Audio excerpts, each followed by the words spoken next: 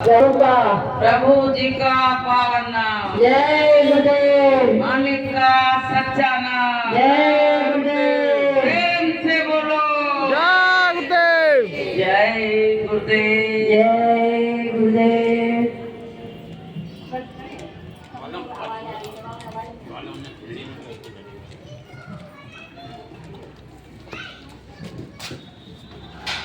जय गुरुदेव। जय गुरुदेव। तीन लोक नौ खंड में गुरु से बड़ा न कोई, करता करे न करे सके, गुरु करे सब होय। गुरु महाराज के चरणों में कोट कोट प्रणाम। सत्संग में उपस्थित सभी यहाँ जो गुरु प्रेमी बैठे हुए हैं, सभी को प्यार भरा सादर सप्रेम जय गुरुदेव। जय गुरुदेव। प्रेमियों, एक अद्भुत नजारा है। इतने लोग किसके लिए बैठे हुए हैं, ये विचार करने की बात है। किस लिए बैठे हैं, किस प्रयोजन के लिए बैठे हैं? इन्होंने केवल ये सुना है कि सत्संग है, बाबा जय गुरुदेव जी महाराज का सत्संग है, तो सारे प्रेमी भाव से बैठे हैं वो अमृत रस का पान करने के लिए। तो प्रेमियों, आप बड़े सौभाग्यशाली। गुरु महाराज कहते बच्चों, जब मैं तुमको याद करता हूँ तब तुम इस पांडाल में आते हो। तो आज गुरु महाराज ने आपको याद किया है, तो बोलिए प्रेम से कि संगत सत्य गुरु प्यारे की बिना भाग्य नहीं मिलती। संगत सत्य गुरु प्यारे की बिना भाग्य नहीं मिलती।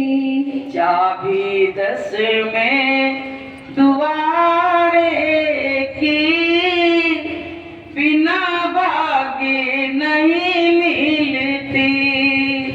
चाबी 10 में दुआरे की बिना भाग्य नहीं मिलती।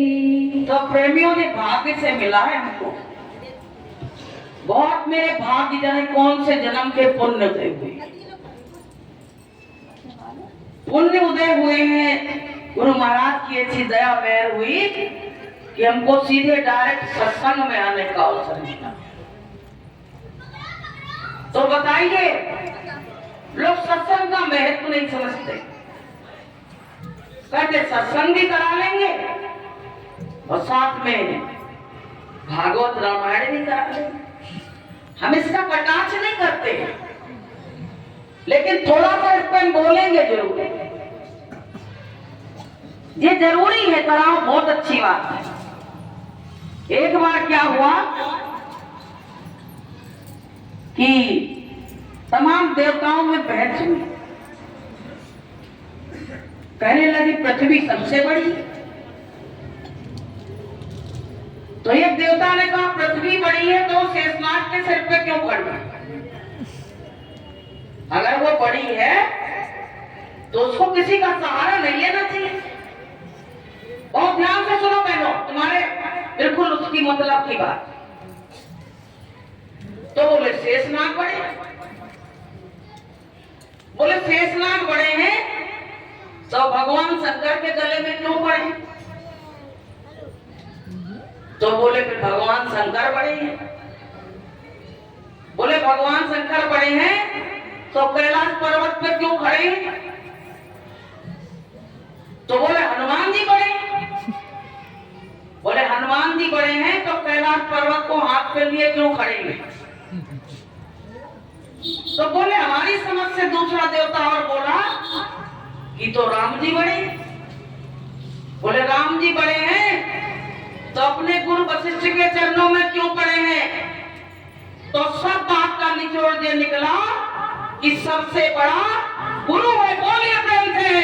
जय गुरुदेव। तो कहा गया है कि गुरु पूजा में सबकी पूजा और गुरु समान देव नहीं दूजा। गुरु की पूजा में सबकी पूजा। अब भटकते रहो तो भटकते रहो। जैसे यहाँ आने के लिए लोग कुछ भटक गए, फोन आए कि कहाँ स्टेच्यू है, कहाँ कलई पड़ी है, तो आप वो भटक भटक के आ पाएंगे। ऐसे जो जीव संसार में आज भी गुरु मिलने के बाद भी भटक रहा है, हो सकता है उसको 4-6 जन्म और लग सकते हैं। तो प्रेमियों, सत्य कड़वा होता है लेकिन हितकारी होता है। डॉक्टर के पास जाओ, मलेरिया बुखार आ गया तो क्या कहता है कि बहुत कड़वी दवा है, तो वो कहता हम कड़वी है तो खा तो लेंगे, लेकिन जब वो कड़वी दवा, कड़वे इंजेक्शन लगते हैं तो उसका बुखार जड़ से चला जाता है। ऐसे ही ये बातें जो बताई जाती हैं, जो यहाँ वैसे लोग होंगे बुद्धिजीवी, उनकी समझ में आ जाएगी तो उनका भव से बेड़ा पार हो जाएगा। बोलिए प्रेम से। जय गुरुदेव। तो प्रेमियों, परमात्मा को प्रेम की जंजीर से बांधा। दुर्योधन ने क्या किया था? जब भगवान प्रस्ताव लेके आए थे शांति दूत बनके, तो दुर्योधन ने क्या कहा था? इनको बांध लो। जिस रस्सी से उसे सागर से हाथी बांधे जाते थे, उससे भगवान को बांधने के लिए आए। बताइए, भगवान उन हाथी, उसमें हाथी वाली सागर से बंधेगा? भगवान तो प्रेम की जंजीर में बंधेगा।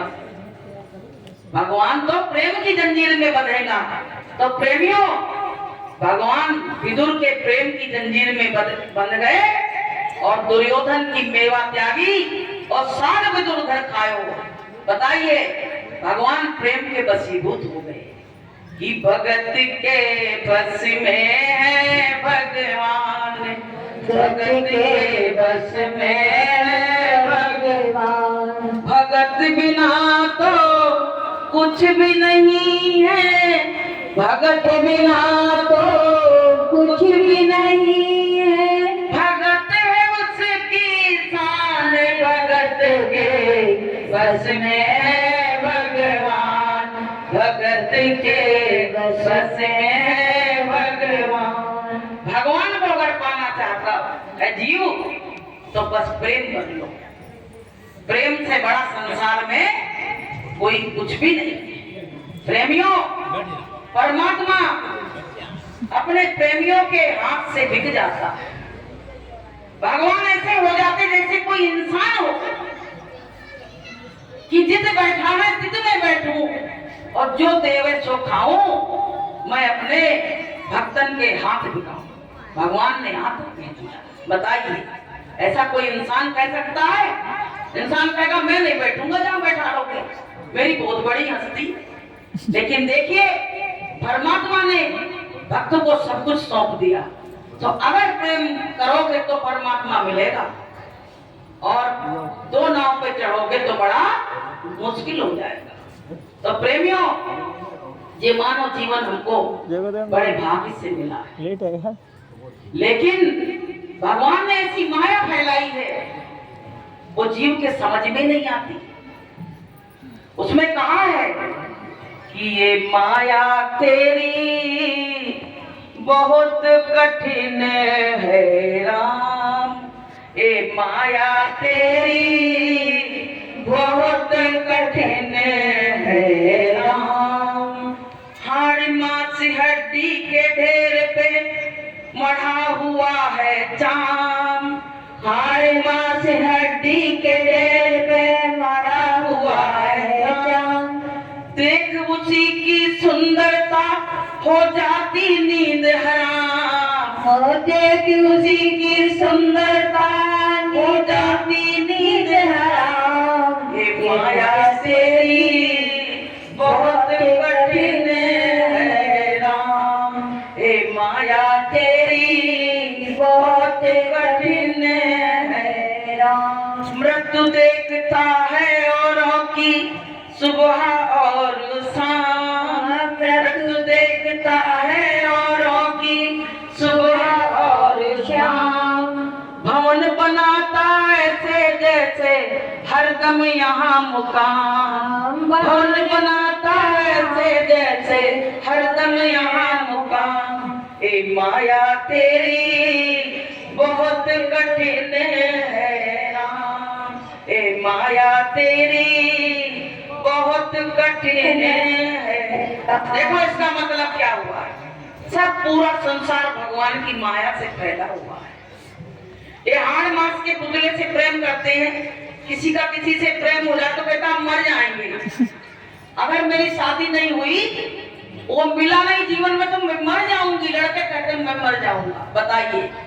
लेकिन यही शरीर अगर इसकी कोई मूल अवस्था देख ले तो इसको छोड़ के भाग जाएगा। और कैसे? जिस काया को देख के मन लुभावना हो गया कि उसकी नाक बड़ी अच्छी है, लेकिन नाक से निकलता क्या? अगर उसके सामने निकाल दिया जाए तो भगेगा दूर। अब कहाँ गई उसकी सुंदरता? आंखें बहुत सुंदर हैं, हिरन जैसी, लेकिन जब उसमें से कीचड़ निकलने लगता है तो कहते बहन जी नेक पहुंच ली ने। अब बताओ है? और ये शरीर मल मूत्र त्याग करता है तो अपन को ही उससे घिना लगता है। अब बता इसमें क्या अच्छा है? और लोगों को रोज शमशान घाट जाते थे, रात दिन रात मौत हो रही है और फिर भी उसको ज्ञान नहीं हो रहा है। भगवान तो नहीं दिखता पर मृत्यु तो रोज दिख रही है। रोज जीव जलाए जा रहे हैं तो कहते भवन बनाता है ऐसे जैसे हरदम यहाँ मुकाम। ऐसे मकान बनाता है बेटा, राठौरों में कुछ ज्यादा चलन है भाई मकानों का। वो एक नहीं बनाते, जितने राठौर यहाँ बैठे हैं पूछ लो तो 5-6 मकान से कम नहीं होंगे, आगे निकल जाएंगे। तो प्रेमी अच्छी बात है, मालिक ने उनको दिया, बहुत अच्छी बात। लेकिन मौत को नहीं भूलो कि महल बनाता ऐसे जैसे हरदम यहाँ मुकाम। महल बनाता ऐसे जैसे हरदम यहाँ मुकाम। ये माया तेरी बहुत कठिन है राम। ये माया तेरी बहुत कठिन है राम। इस बात को जानना जीव के लिए बहुत दुर्लभ चीज है। लेकिन जब जीवन में संत मिलते हैं तो हमको सारी बात का निचोड़ मिलता है। गुरु महाराज कहते बच्चों अगर इसी में फंसे रहे तुम अपने घर वापस नहीं जा पाओगे। जितना माया से पंथ छुड़ाओगे उतनी जल्दी ही वापसी होगी, और जितना सामान यहाँ फैला रहेगा तुम उसको बार बार समेटने के लिए संसार में आओगे। प्रेमियों ये बात सत्य है कि झूठ है? भाई जितनी लिप्सा लगी रहेगी बार बार तुमको यहाँ आना पड़ेगा और बार बार संसार सागर को छोड़ के जाना पड़ेगा। तो प्रेमियों हमारे बड़े भाग्य जग गए जो हमको ये मनुष्य तन मिला। मनुष्य तन गुरु महाराज कहते कुछ अवधि के लिए मिला, कुछ समय के लिए मिला है। लेकिन आपको हम बताएं 90% लोग इस मानव तन का महत्व ही नहीं समझते। वो पता क्या कहते हैं कि खाओ पियो मौज उड़ाओ, लेकिन संतों ने क्या कहा है कि खाए पकाए लुटाई के और कर ले अपना काम, और चलती बेरिया रे मना और संग न चले छदाम। कह रहे खा के पका के लुटा के अपना काम कर लो, तुम्हारे संग छिदाम जाने वाली नहीं है। पता है आखिरी में क्या होता है? जिस पैसा को हम पकड़ के रखते हैं तो आखिरी में पैसा की जगह मखाने लुटा दिए जाते हैं जब यहाँ से बुदाई होती है कि मैंने तो सोची पैसा संग चलेंगे। मैंने तो सोची पैसा संग चलेंगे। मखाने लुटाए लिए चलते समय, मखाने लुटाए लिए चलते समय सतगुरु सतगुरु को सुमर लो चलते समय, सतगुरु को सुमर लो चलते समय।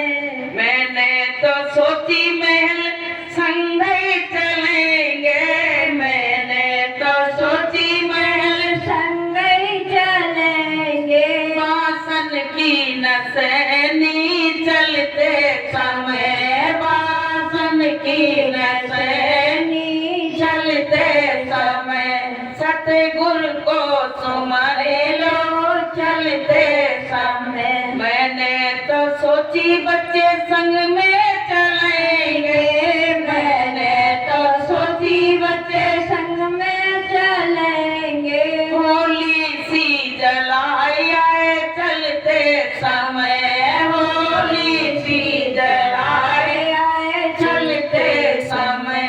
सतगुरु को सुमर लो चलते समय। तो भैया भगवान का सुमिरन कर लो, ना बच्चे जाएंगे, ना पति जाएगा, ना महलकारी जाएगी, ना आपका पैसा जाएगा, कुछ जाने वाला नहीं है। आपके संग पता क्या जाएगा? आप जो सत्संग में आओगे वो जाएगा, और जो भजन करोगे वो जाएगा, और कुछ जाने वाला सब बिल्कुल यहाँ कुछ है ही नहीं संसार में तुम्हारे ले जाने वाला, केवल भजन ही है। तो प्रेमियों, संतों ने कहा कि यही भजन तेरे साथ चलेगा और पावेगा आराम, और मन तू भजो गुरु का नाम लेते रहो। देखो आपका सौभाग्य, मान लो आज राठौर जी ने सत्संग कराया, उनके माध्यम से यहाँ कितने लोग आए पहले देखिए। और अगर एक भी जीव इसमें से चेत गया और गुरु महाराज की शरण में आया तो सारा श्रेय उनको मिलेगा। बोलिए प्रेम से। तो प्रेमियों, ये दरबार सच्चा है।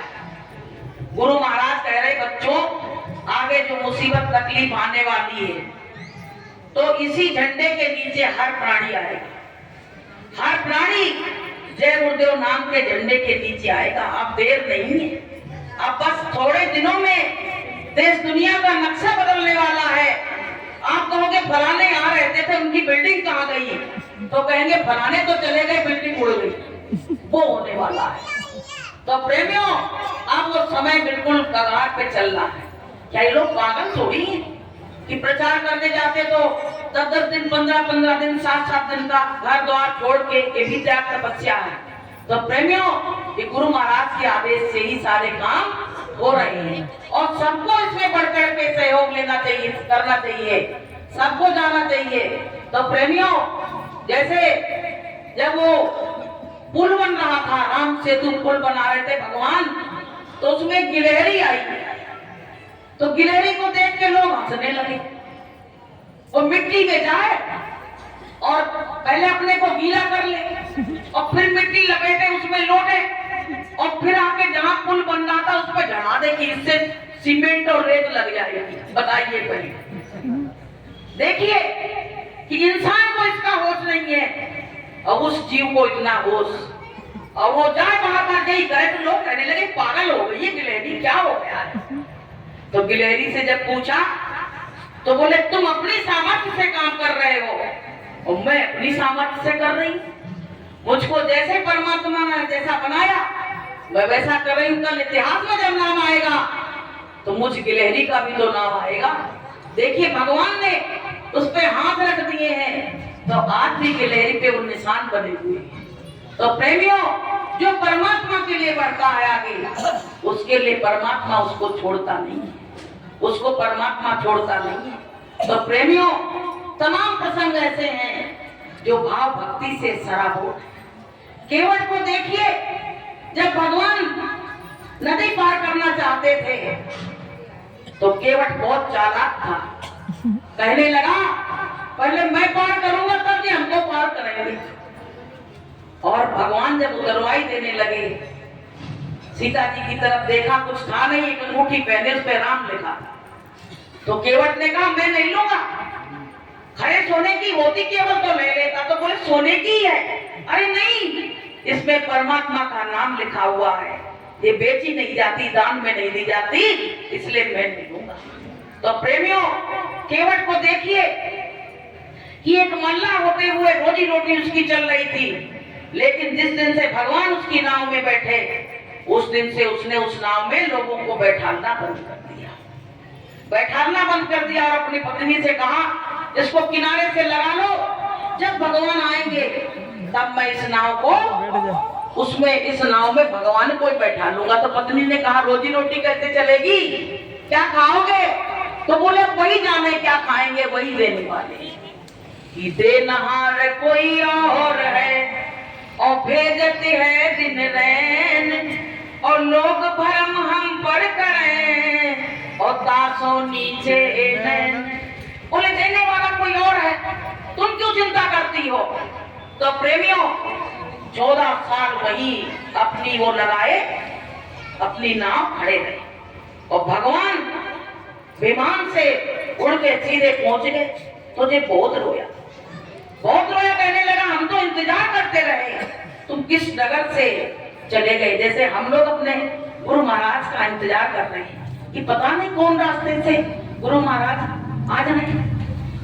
कौनी वरिया से ही है हमारे गुरुदेव, कौनी वरिया से ही है हमारे गुरुदेव, जीवन धन्य वो हमारा बनी है गुरुदेव, जीवन धन्य वो हमारा बनी है गुरुदेव। तो ऐसे वो इंतजार करता रहा।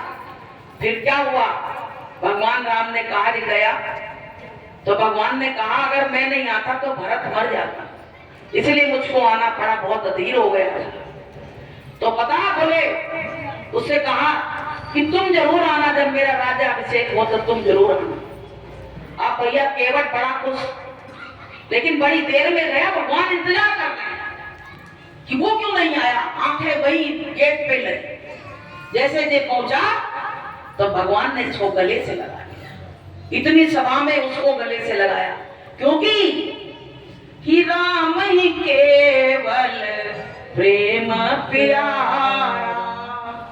जानिए जो जाननहारा, जिनके हृदय दंभ नहीं माया, तिनके हृदय बसे रघुराया। उसमें मान चल अभिमान कुछ नहीं था, गले से लगा लिया, लोग देखते रह गए। बोले बताओ जी मल्लाह को केवट को गले से भगवान लगा रहे। फिर पता है क्या हुआ, भगवान ने कहा सबको सब कुछ दिया लेकिन उसको कुछ नहीं दिया। उससे क्या कहा प्रेमियों, एक बात मुझको बड़ी अच्छी लगी, जैसे अपने गुरु महाराज कहते थे बच्चों आते जाते रहना, दर्शन देते रहना, ये बात कहते थे जब वहां से चलते थे कि नहीं कहते थे? कहते थे बोलो भाई, कहते थे। ऐसे भगवान ने उससे कहा कि केवट आते जाते रहना, दर्शन देते रहना, बस इसी से सब काम हो जाएगा।